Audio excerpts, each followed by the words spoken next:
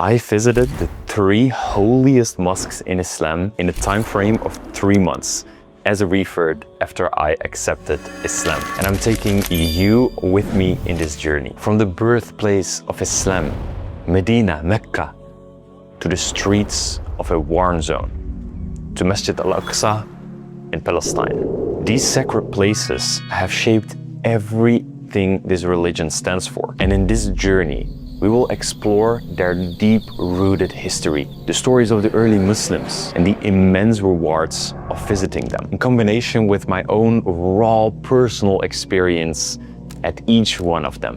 Because, you know, not every visit was as easy. The final mosque in Palestine was in the midst of a genocide, a war, and getting there meant putting my own safety at risk. Just cross the border.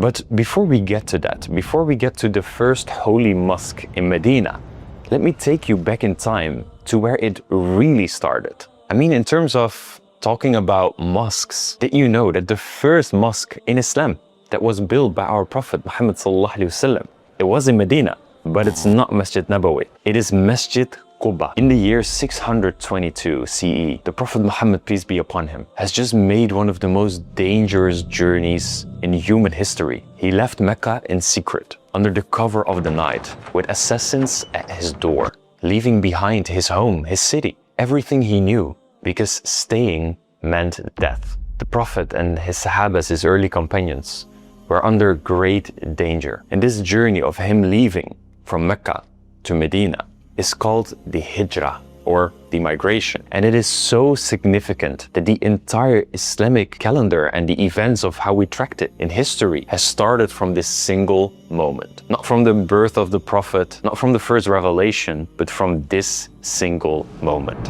And this journey was tough. People weren't sure if the Prophet, peace be upon him, would be able to make it. It was a journey of days, weeks in the hot desert. But after a while, they finally arrived at a small village just outside of Medina, a place called Quba. And the very first thing that our beloved Prophet, peace be upon him, did when he arrived, before he rested, before anything else, was establishing and building that first mosque. And this is Masjid Quba. Masjid Quba, the first masjid, the first mosque in Islam. SubhanAllah. It's beautiful. And it's being said that if you make wudu at your home or at your hotel, you go, the sunnah is to walk, and the sunnah is on a Saturday. Right now it's, what is it? Thursday evening, but still doesn't matter. Sunnah to go to the Quba, to make 2 rakah, and then you get a reward of Umrah. It's beautiful. It's, sometimes I don't realize enough in what lens we are walking, like SubhanAllah. It's the Holy Land where our Prophet Muhammad sallallahu alaihi wasallam, the Sahabas used to walk. Like Islam was created here. SubhanAllah. The first masjid, the first mosque that I visited myself here in this holy lands. And it was a unique experience. It was amazing to finally see this with my own eyes. I mean, I read the stories online. I've seen it in books. I've talked about it with other Muslims. But to be able to walk here and see it myself was on a different level. It is the mosque that the Prophet, together with his companions, may peace and blessings be upon all of them, he built it with his own hands. And he loved it so much, so deeply, that even after settling in Medina, he would return every Saturday to pray there and to come to peace. And if you make wudu and go with the right intention, there is an immense reward of going there and visiting it. And today this masjid is still there, it still stands, expanded over centuries. What started as a small mosque can currently hold over 66,000 worshippers on the exact same ground as where the Prophet laid this very first stone 1400 years ago. And now, since we're already here, close to Medina, the actual mosque of the Prophet, I think it's time to look around over there as well.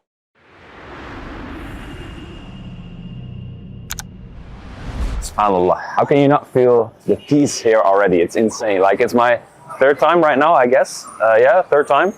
and it's indescribable. I mean, I can't. You see it over here. Like it's the weather is amazing. The people are really like, yeah, you see these little boxes. People are giving a sadaqah. It's really good vibes. And I mean, I'll try to give you like an impression of it, but you do have to like experience it yourself, right? So. Yeah. Medina, the city and the environment in and of itself, is a land of peace. You feel it right from the start you get there. The moment I arrived in Medina, something shifted. There's a calmness in the air that's hard to describe. Like the noise of every day, the stress and the work-related stuff just fades away. Waking up to the adhan, beautiful people around you from all over the world. The nature there, the mountains, the beautiful palm trees. I mean, Medina is known for its palm trees. You have a lot of them over there. And here in Medina, this is where Islam really started growing and establishing. Because while Islam was being oppressed and pressured in Mecca by the Quraysh, the idol worshippers, where it was seen as the enemy, Islam was seen as the solution in Medina. The solution to harmony, to living in peace, treating each other with respect. Even though you have another religion, it is a place where so much happened, so many things that are very, very crucial and important of how we are spending our lives today. Alhamdulillah, and Masjid al-Nabawi, it is overwhelming, it's beautiful, it's so big, but in the best way. And personally, in my opinion, this is one of the most beautiful mosques that I've ever visited. Not just in the way of how it looks, but especially in the way it feels. It is really a place where you can kind of mentally reset. And that's what I did as well. Before going to Mecca, before going on Umrah, before visiting the holiest mosque, which I will get to in a second, I was trying to really let go of the worldly life, the stress of work, running my businesses, and all these kinds of things. Being able to be there in Medina already helped me to really settle down. And you know, not just that, I was exploring the entire environment, from visiting Masjid Quba, the first mosque in Islam, to going to the Mount of Uhud, places where great historic events happened. And Alhamdulillah, having a knowledgeable guide or a sheikh that can explain the exact stories adds so much to the experience. It adds layers of meaning that you wouldn't get on your own. And on top of that, I was surrounded with amazing brothers. We had a lot of fun, and everyone is there with the right intention.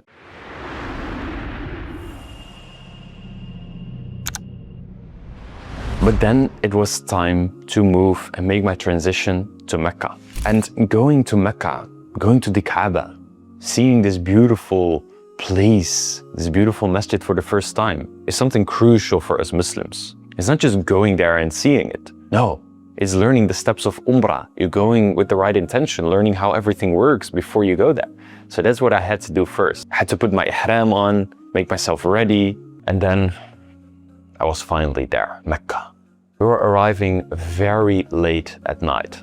I was feeling a mix of exhaustion and enthusiasm at the same time. I was really energetic, but also super tired of the long journey, the days I already had over there, but the moment was really here. I was about to see the Kaaba for the first time. And you know, even though you want to prepare your du'as, you want to know what you want to ask and do and think, you can never be prepared well enough. When I saw the Kaaba for the first time, subhanallah, first of all, it was way bigger than I expected. On the internet live, it looks like a kind of a little black box, but it's huge. It's overwhelming. It is rare to see something that you've seen and admired for so many years, to right now see it in front of you. See the people going around it in circles. Even right now, when I talk about it, I get goosebumps again. You know, it reminded me of thinking this is the direction that I always used to pray to, and that I'm praying to still. But now it was in front of me. And then it was time to do something that is also part of your Umrah, and that is shaving your head. So this first time that I visited Mecca, I actually did it.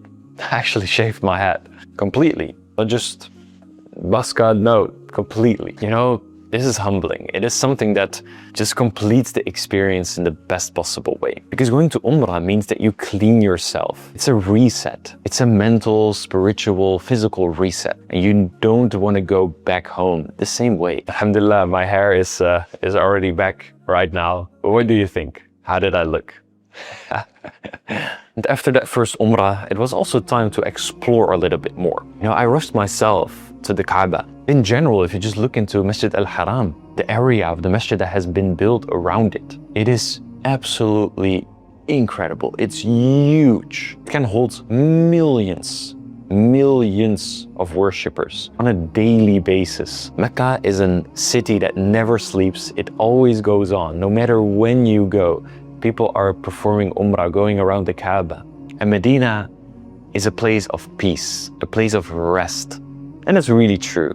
That's really what I felt myself as well. And the most interesting part of Mecca, of this place, is that Islam truly started over here. I mean, so far, I visited the first mosque in Islam, the place where our Prophet Muhammad ﷺ, he made hijrah to. This is the place, like Medina, is the place where Islam started growing. But where it truly started is here in Mecca. And to be even more specific, the first revelation to the Prophet, peace be upon him, was at Jabal an-Nur.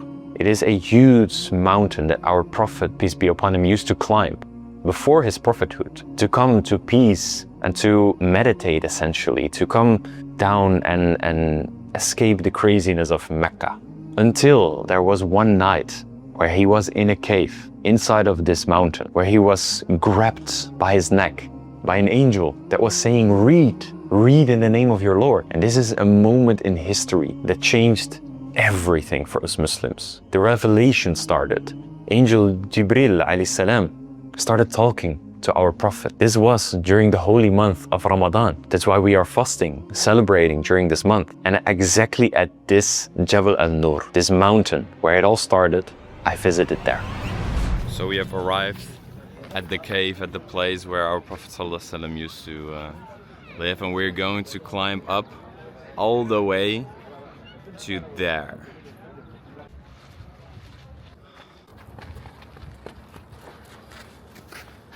Not gonna lie, it's harder than I thought it was, but look at this view already, subhanAllah.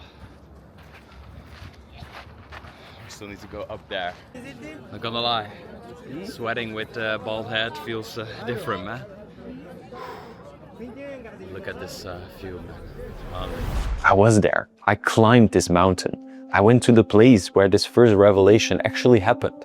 It's a huge climb, by the way. It takes some time to get up there, but it's really worth going. You see the entire Mecca from there. And I can understand why the Prophet Muhammad ﷺ used to go here. Used to come to peace and think about his life. And then it was time for the next destination.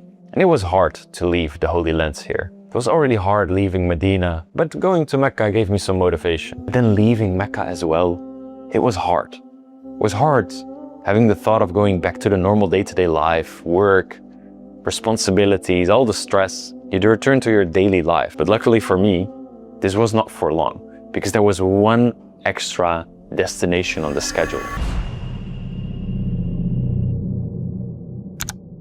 That is Masjid al-Aqsa in Palestine, Jerusalem.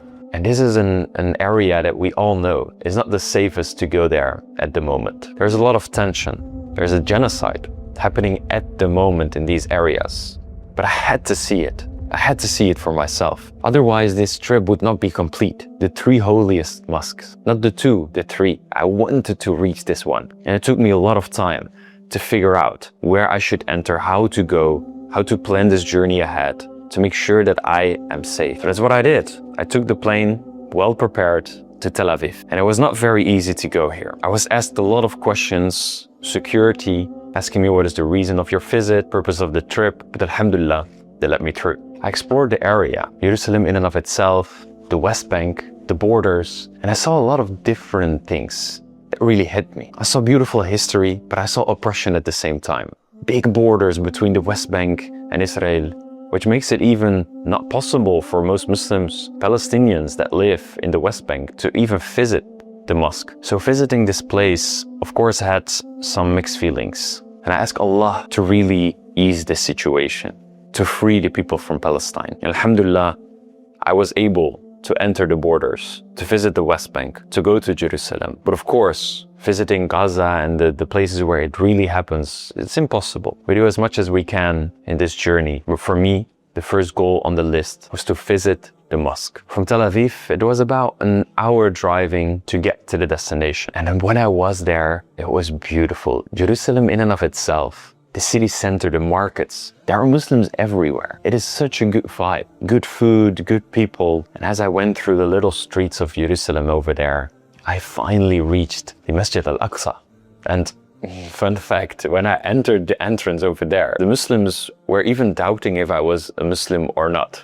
Because a blonde guy, you know, all the way in the middle of a war, how did he get here? So I had to recite Shahada and do Surah Al-Fatiha to confirm that I was actually Muslim. And you know, I can laugh about it, it's fine. You know, I actually was even expecting this maybe in Mecca as well. But alhamdulillah, you know, you have more and more referts. It's more common, but maybe not in this area yet. And after that, I finally made my way in. The Golden Dome, Dome of the Rock, the place where our Prophet, peace be upon him, was taken on the night of Isra Miraj to heaven to talk to Allah subhanahu wa ta'ala and to hear the obligationary prayer. This is a place that not many of us Muslims exactly know what happened and what is the history over here, but Masjid al-Aqsa and this area is full of Islamic history, especially older prophets that used to walk here, live here, that spread the message of Tawheed, of Islam, way before our Prophet Muhammad ﷺ used to do it. And a fun fact, before Mecca, the Kaaba became the prayer direction. It was Masjid al-Aqsa.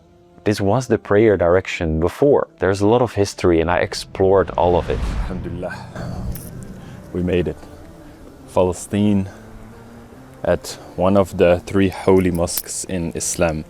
It's even mentioned in the Quran and multiple narrations of the Prophet Muhammad ﷺ that praying over here, one narration says it's equal to 500 prayers, another says 1,000.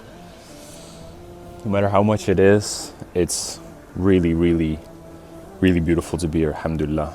Like, people think that this is the mosque, but actually the mosque is over there, like a little bit further. Actually do have a lot of gates. There are a lot of gates around this area. It's actually huge. I looked it up online and it says that it's close to 150,000 square meters, this whole area of the mosque. And this is the actual Aqsa Mosque. And this is, like I said, the Golden Dome. A lot of Muslims over there. And also my heart got filled with peace. The surrounding around it, the park, it's beautiful. It's really also a place where you really come to peace. I really took my time. I stayed, I explored. And even though this area is under real pressure, it was still worth the visit. And once again, I ask Allah subhanahu wa ta'ala to free the people of Palestine, to open the doors of Al-Aqsa, to make sure that it's accessible for everyone who wants to visit it. So you don't have to go to a crazy journey like how I had to do it. Now, I hope you like this video. If you want to see more of these journey stories and my own experiences, then hit the subscribe button and I'll see you in the next video. Assalamu alaikum.